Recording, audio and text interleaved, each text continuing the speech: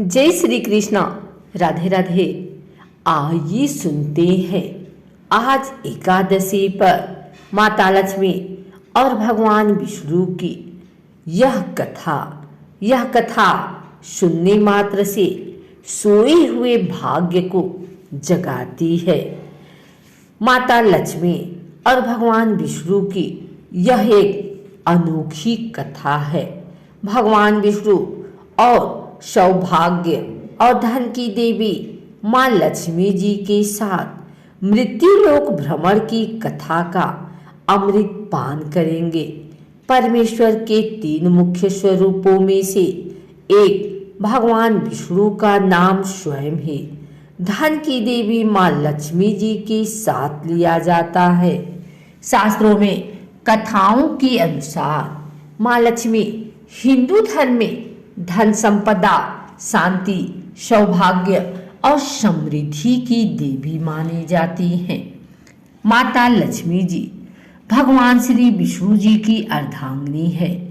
सुख व समृद्धि की प्रतीक माँ लक्ष्मी व भगवान विष्णु जी को युगों युगों से एक साथ ही देखा गया है। यदि कोई व्यक्ति अपने जीवन में धन का वास चाहता है तो हमेशा ही माँ लक्ष्मी के साथ भगवान विष्णु की आराधना अवश्य करें। इन दोनों का रिश्ता काफी शुद्ध व सर्वश्रेष्ठ माना जाता है। परंतु ऐसा क्या हुआ था जो लक्ष्मी जी के कारण भगवान विष्णु जी की आंखें भर आई। एक कथा के अनुसार लक्ष्मी जी की किस बात से विष्णु जी से इतनी निराश हो गए। एक बार भगवान विष्णु शीशनाग पर बैठे बैठे उदास हो गए और धरती पर जाने का विचार बनाया। धरती पर जाने का मन बनाते ही विष्णु जी जाने की तैयारियों में लग गए। अपने स्वामी को तैयार होता देखकर लक्ष्मी जी ने उनसे पूछा, स्वामी आप कहाँ जाने की तैयारी में लगे हैं? जिसके उत्तर में विष्णु जी ने कहा, हे देवी मैं धरती लोक पर घूमने जा रहा हूँ। यह सुन माता लक्ष्मी का भी धरती पर जाने का मन हुआ और उन्होंने श्री हरि से इसकी आज्ञा मांगी। लक्ष्मी जी द्वारा प्रार्थना करने पर भगवान विष्णु बोले, आप मेरे साथ चल सकती हैं, लेकिन एक शर्त पर। आप धरती पर पहुंचकर उत्तर दिशा की ओर बिल्कुल मत देखना, तभी मैं तुम्हें अपने साथ लेकर जाऊंगा। यह सुनते ही माता लक्ष्मी ने तुरंत हाँ कह दिया और विष्णु जी के साथ धरती लोक जाने के लिए तैयार हो गई। माता लक्ष्मी और भगवान विष्णु सुबह सुबह धरती पर पहुंच गए। जब वे पहुंचे तब सूर्य देवता उदय हो रहे थे। कुछ दिनों पहले ही बरसात हुई थी, इसलिए धरती पर चारों ओर हरियाली ही हरियाली थी। धरती बेहद सुंदर दिख रही थी। अतः माँ लक्ष्मी मंत्रमुग्ध होकर धरती के चारों ओर देख रही थी। माँ लक्ष्मी भूल गई कि पति को क्या वचन देकर साथ आई हैं। अपनी नजर घुमाते हुए उन्होंने कब उत्तर दिशा की ओर देखा, उन्हें पता ही नहीं चला। मन ही मन में मुग्ध हुई माता लक्ष्मी ने जब उत्तर दिशा की ओर देखा तो उन्हें एक सुंदर बगीचा नजर आया। उस ओर से भीनी भीनी खुशबू आ रही थी। बगीचे में बहुत ही सुंदर सुंदर फूल खिले थे। फूलों को देखते ही माँ लक्ष्मी बिना सोचे समझे उस खेत में चली गई और एक सुंदर सा फूल तोड़ लाई। फूल तोड़ने के पश्चात जैसे ही माँ लक्ष्मी भगवान विष्णु के पास वापस लौट कर आई, तब भगवान विष्णु जी के आंखों में आंसू थे। माँ लक्ष्मी जी के हाथ में फूल देख विष्णु जी बोले, कभी भी किसी से बिना पूछे उसका कुछ भी नहीं लेना चाहिए। और साथ ही माँ लक्ष्मी जी को विष्णु जी को दिया हुआ वचन भी याद दिलाया। और फिर भगवान विष्णु जी ने दी माँ लक्ष्मी जी को सजा।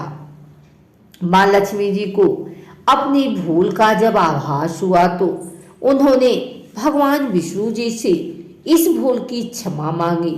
विष्णु जी ने कहा कि आपने जो भूल की है उसकी सजा तो आपको अवश्य मिलेगी। जिस माली के खेत से आपने बिना पूछे फूल तोड़ा है, यह एक प्रकार की चोरी है।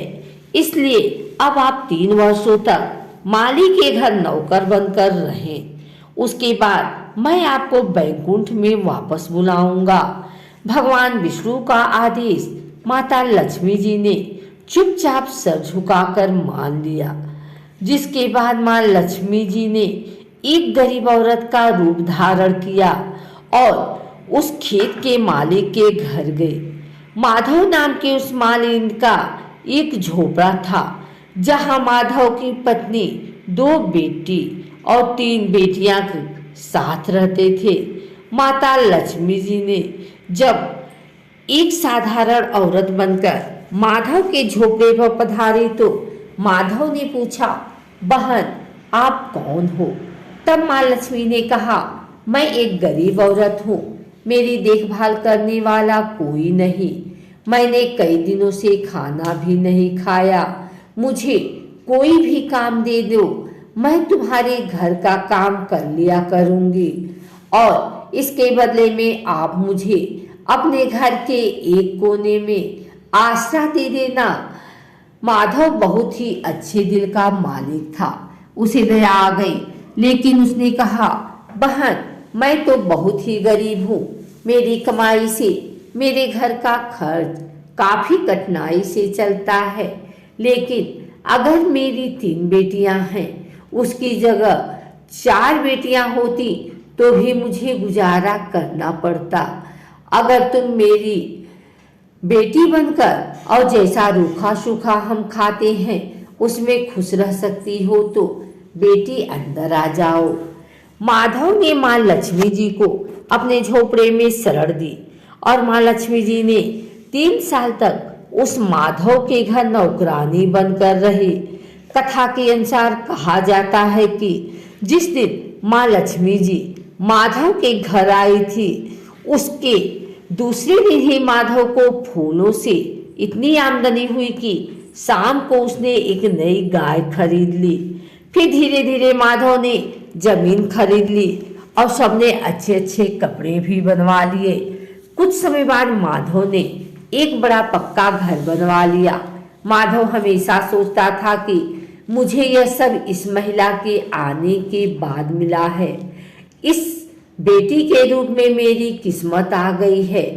एक दिन माधव जब अपने खेतों से काम कर रहा था तो उसने अपने घर के द्वार पर गहनों से लदी एक देवी स्वरूप औरत को देखा।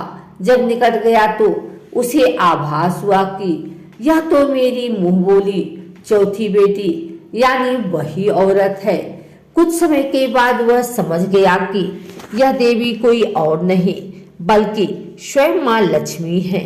यह जानकर माधव बोला, हे माँ हमें क्षमा करें, हमने आपसे अनजाने में ही घर और खेत में काम करवाया। हे माँ यह हमसे कैसा अपराध हो गया। हे माँ हम सबको माफ कर दे। यह सुन माँ लक्ष्मी मुस्कुराई और बोली, हे माधव तुम बहुत ही अच्छे और दयालु व्यक्ति हो।